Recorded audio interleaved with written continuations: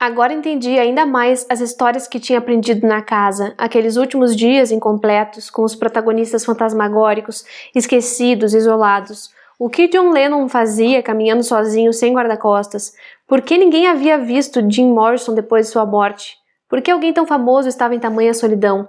Por que ninguém havia procurado Kurt Cobain em sua própria casa? E quem eram os amigos que tinham entrado e saído nos dias anteriores, furtivos e misteriosos? Como ninguém percebeu que Brian Jones se afogava na piscina? Por que ninguém soube que havia matado Nancy e logo quem tinha dado heroína a Sid? Por que ninguém acompanhava Elvis na última noite se sabiam o quanto ele estava frágil? Todas as mortes pareciam fragmentos de um sonho esquecido, sem uma explicação de verdade. Porque a explicação era a presença das luminosas. Elas provocavam aquele estado latente, intermediário, suspenso. Oi, aqui é a Jéssica e hoje a gente vai conversar sobre mais uma leitura bem diferente que eu fiz graças ao Clube Lê Latinos, que é Este é o Mar, da Mariana Henriques.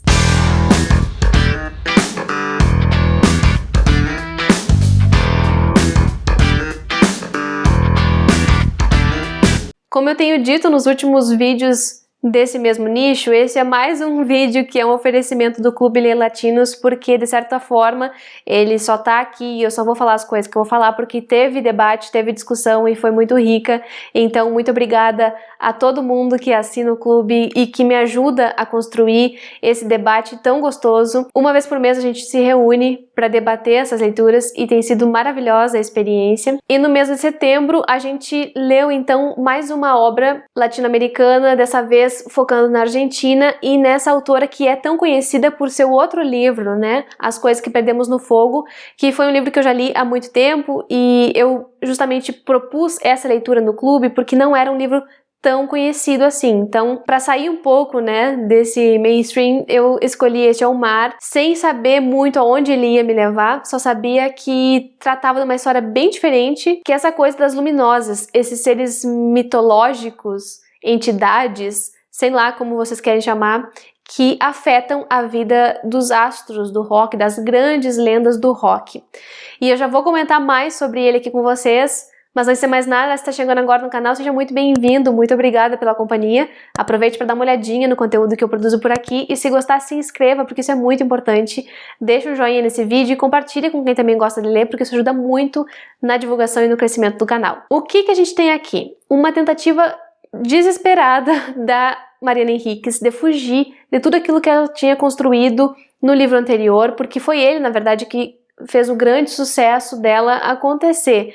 As pessoas gostaram muito daquele livro e ela disse que estava com vontade de fazer alguma coisa completamente fora da casinha, diferente mesmo, para provar para ela mesma que dava para fazer outras coisas e que ela não estaria presa a um determinado gênero. E é isso que ela faz aqui.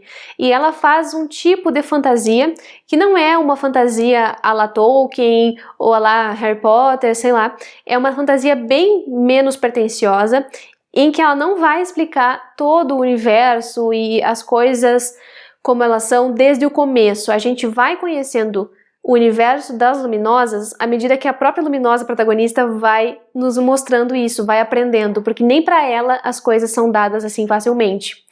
E, bem, eu tô falando aqui das luminosas, mas não expliquei, né? Então as luminosas seriam essas entidades femininas que têm por missão formar essas grandes lendas, e aí elas vão fazer o que for possível para se apegar, para chegar junto dessas pessoas e fazer com que elas se tornem lendas. Só que para se tornar lenda, precisa de muitos sacrifícios, e elas é que vão dar conta disso, elas que vão proporcionar todas as coisas para esses grandes astros, né? E assim, elas não vão ser piedosas e boazinhas como uma figura materna, nada disso. Elas vão ser, pelo contrário, aquelas que vão forçar a barra até que a pessoa consiga aquele objetivo, né? Até que ela consiga a fama absoluta. E no caso desse livro, a gente acompanha de perto a Helena, que é a luminosa que vai ficar responsável pela última lenda do rock, porque o rock já tá acabando. Então ela vai pegar o James e vai trabalhar com ele, vai se infiltrar ali no universo dele durante uma turnê para fazer com que ele se torne absolutamente famoso e seja então essa última lenda, né? Porque depois disso não se sabe mais, não vai ter mais alguém e as coisas vão mudar para as luminosas também. Mas no começo ela ainda faz parte do enxame, ela ainda não tinha sido promovida a luminosa, ela era só mais uma desse grande enxame desses seres que ficava responsável por alimentar a paixão dos fãs dessa banda. E isso é muito, muito interessante. Essa é uma das partes que para mim mostram o ponto alto do livro, porque fala muito dessa coisa das massas, da psicologia das massas, né, que faz com que as pessoas idolatrem alguém, idolatrem um ídolo e faz com que elas se reconheçam ali naquele grande grupo. Essa leitura mais da parte do Freud não é uma coisa minha, não fui eu que pensei nisso sozinha. A Bárbara me avisou que a Tati do Instagram na Contracapa tinha falado sobre isso, a Tati é psicóloga, né, e depois eu mesma fui procurar a Tati para ela me dar mais algumas indicações do que eu poderia estudar sobre isso, porque, gente, a parte que tem a descrição em que as pessoas estão no show, aquela multidão, gritando, pulando, liberando uma energia absurda, é muito interessante. Eu fiquei bem arrepiada, assim, quando ela descreve aquilo, aquela sensação que se tem quando se está dentro de uma multidão num show. É incrível, assim, e o que esses seres fazem efetivamente na parte física das pessoas, isso é muito louco, né? E se a gente leva assim na fantasia, pode parecer nada, mas se a gente tem qualquer tipo de crença em algum tipo de espiritualidade, a gente começa a se assustar, porque aquilo se torna muito plausível. Então essas mulheres, esses seres míticos, se transformam em qualquer coisa, elas perdem a forma, elas se infiltram nessas pessoas e tocam a pele, tocam o coração, tocam a região íntima e elas vão indo sem limites, na verdade, tudo para tentar produzir algumas sensações nessas pessoas, de modo que elas mantenham a paixão acesa, né? A paixão por esses ídolos acesa. E o mais interessante também é ver como esses sentimentos que o público tem não necessariamente são sentimentos bons, são sentimentos bonitos, porque às vezes as pessoas gostam tanto, acham tão maravilhoso e tão inalcançável aquilo que querem que a pessoa morra, sabe? E daí vem Pulsão de Morte. Olha, se a gente começa a ir por esse lado da psicologia, tem muito pano para manga. E uma das coisas que surgiu lá no encontro foi que esse livro é fraco ou que falta alguma coisa, que ele não dá uma experiência completa para o leitor. E eu entendo de onde vem essa crítica, mas por outro lado, eu não acho que isso faça realmente falta.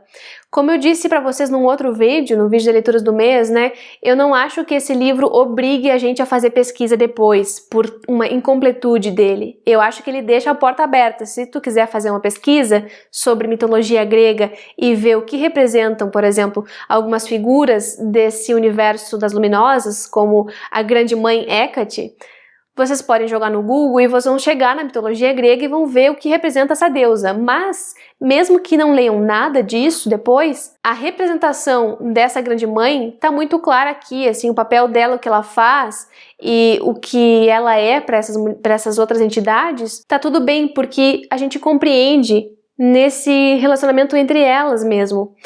Não é algo que ela exija que a gente vá buscar depois. Porém, se a gente for buscar depois, vai ter surpresa, sabe? Então, é um livro que, pra mim, eu leio ele como grandes possibilidades pra gente complementar algumas lacunas. Embora haja lacunas que ele mesmo preenche, como é essa parte da história desses homens que morreram de uma forma muito surpreendente ou inesperada ou, sei lá, abrupta ou, enfim, que não poderia ter morrido de uma forma tão tosca como morreram. E aí ele vem para completar essa história real, porque aí ela mostra como foi culpa das luminosas que ninguém tivesse visto aquilo e ela vai destrinchando um por um, ou melhor, uma por uma dessas mortes. E o mais interessante para destacar aqui é que esse é um livro curto, então ele tem o quê? 160 páginas, mas é de uma diagramação muito exagerada, então ele não teria 160 páginas se fosse aproveitado mais do tamanho dele, né? E eu acho que ele é uma novelinha que não se pretende ser grandiosa, mas que ao mesmo tempo faz a gente passar boas horas lendo. Ele facilmente pode ser lido de uma vez só e também pode ser lido como esse tributo da autora para ela mesma que foi adolescente e que foi grande fã do rock. E então, assim, eu acho que leiam ele, acho que vale a pena a leitura, sem colocar nele as expectativas do que vocês encontraram nas Coisas que Perdemos no Fogo, porque não é a mesma coisa. Para quem gosta de música, acho que vai ser uma boa pedida. Para quem gosta de rock, então, melhor ainda. E mesmo para quem não gosta, para ver como seria esse universo fantástico aqui, também tá valendo. Não é uma leitura que vai trazer um aprofundamento em todas essas questões que eu tô falando aqui, como por exemplo a mitologia, a psicologia, não, ele não vai fazer isso, mas eu acho que ele dá possibilidades. E, claro, ele é bem escrito, porque a Mariana Enriques, afinal de contas, é quem está assinando a capa, né? Então, eu recomendo essa leitura, sim, com todas essas ressalvas que eu fiz. Acho que ele é um livro perfeito para se ler em maratona, para se ler num fim de semana, para levar para a praia e para ficar pensando nessas simbologias todas que ele traz. Eu gostei muito de uma frase que eu vi lá na resenha da Tati, na contracapa, inclusive se eu me lembrar eu vou deixar aqui embaixo para vocês, em que ela disse assim, nesse aqui a gente tem o mar, no outro a gente tinha o fogo, o que a gente só pode saber da Mariana é que nunca nada dela vai ser morno, né? Ou vai ser quente como aquele livro lá, que faz a gente ficar enlouquecido, ou vai ser uma coisa muito estranha, diferentona, fria como essa aqui, em que essas luminosas não têm limites, e elas fazem de tudo mesmo para cumprir o seu papel. Tem alguns clichês aqui dentro? Tem. Tem alguns romances aqui dentro? Tem também. Mas, gente, adolescência, né?